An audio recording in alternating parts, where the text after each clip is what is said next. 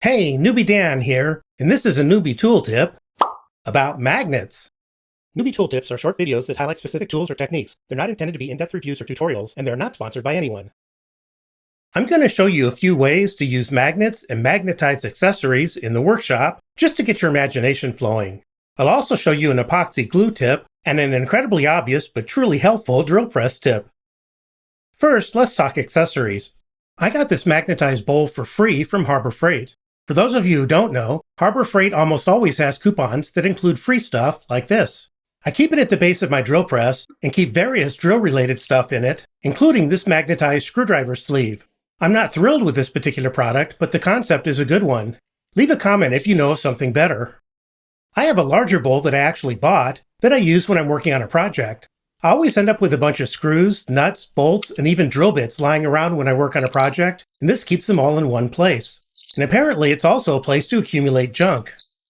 Ooh, look, some more magnets. I also bought this cheap magnetic flashlight. It telescopes and bends, so it's good for retrieving those hard-to-reach items. Although the magnet's not very strong.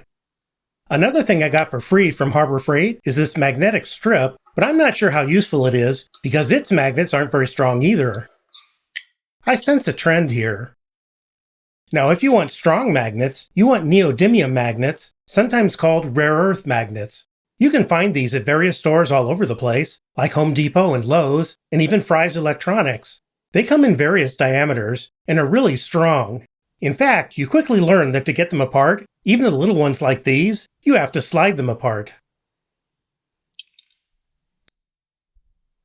This is something I attach a camera to, and when I unscrew this wing bolt, I don't want to lose the bolt or the washer. So I've got a small neodymium magnet right here. The washer touches it, and that keeps the washer and wing bolt from falling out. With my router table, I use neodymium magnets on the outside door to make it easy to take off. I used to use screws on the inside door, but now I use magnets for this also.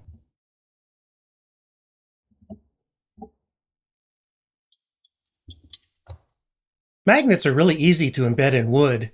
Just drill a shallow hole the same diameter as the magnet. You want the hole just deep enough so that the magnet barely sticks up above the surface. Put the magnet flat on the wood, then slide it up to the hole until it drops in. This hole's too deep, oops, so I use some other magnets to pull it out and drill another hole. This one's Goldilocks.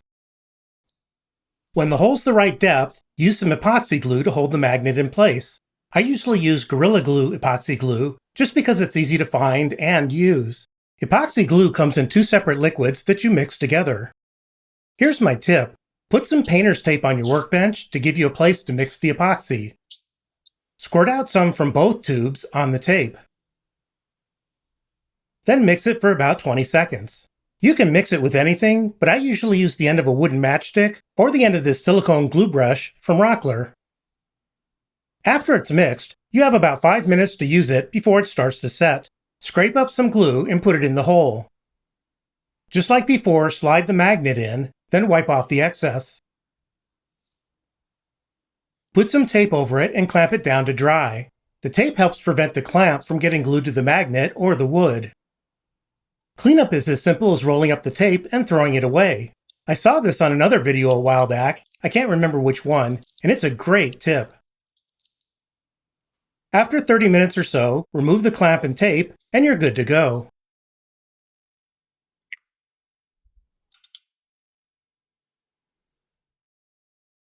Some of you probably already know this, but for those who don't, it's kind of cool. I'm always hunting around for the chuck key for my drill press. The problem is, the holder is on the left side, and I'm right-handed, so it's not natural for me to put it back with the left hand, and I'm always misplacing it.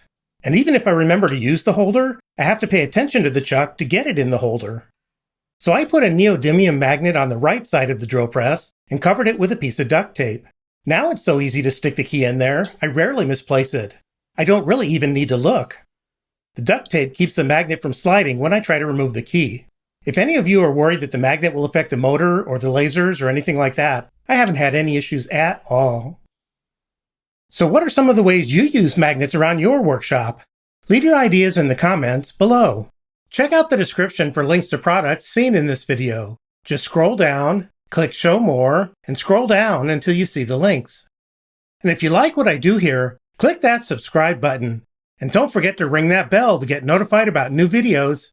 Thanks!